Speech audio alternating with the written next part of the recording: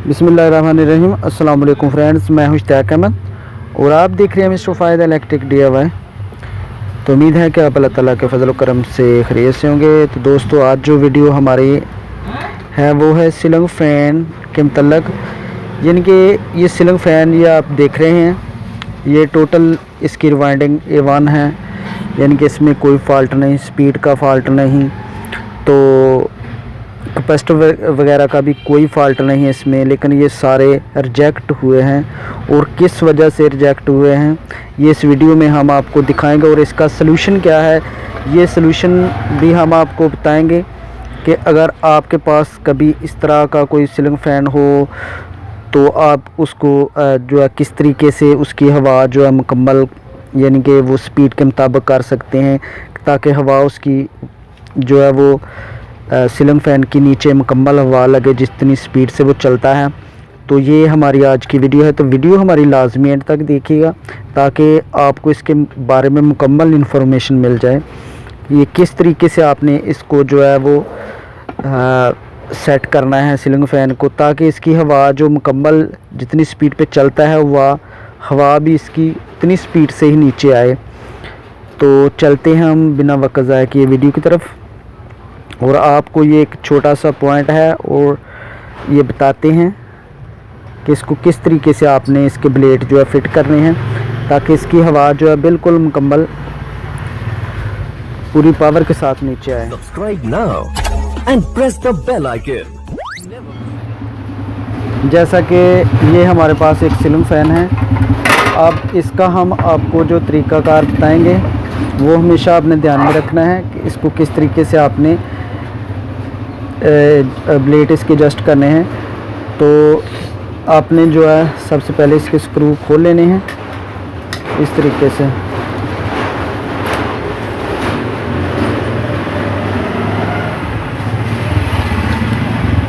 ये पेपर आपने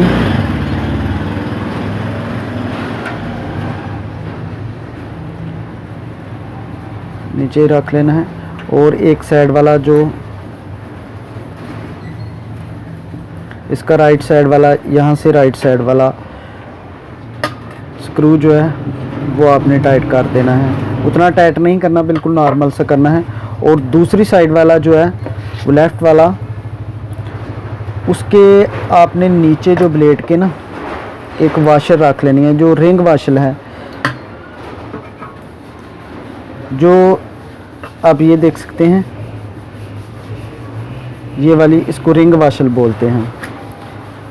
ये आपने ब्लेड के जो लेफ़्ट साइड वाली उसके ब्लेड के नीचे रखनी है और फिर ऊपर आपने स्क्रू टाइट कर देना है।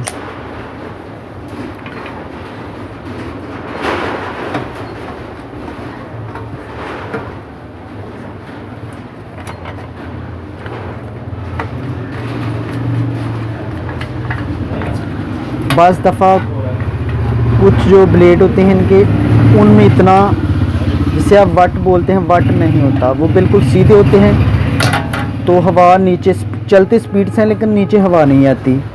तो जब ये हम नीचे वाशर रखेंगे तो इसमें थोड़ा सा फ़र्क आ जाएगा।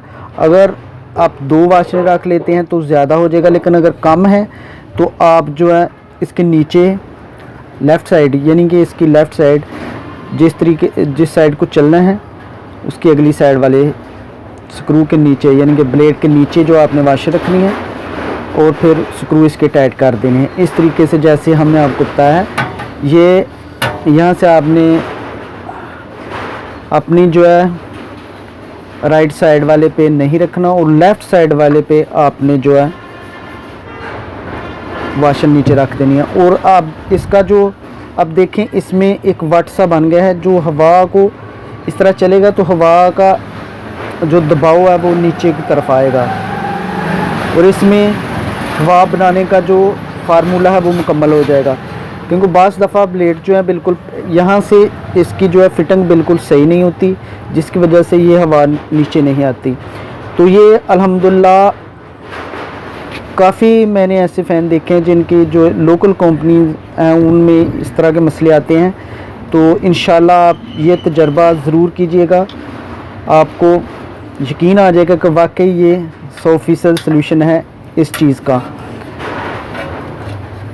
तो अब मुझे अगली वीडियो तक इजाज़त दीजिए और अपना बहुत सारा ख्याल रखिएगा, दुआओं में याद रखिएगा।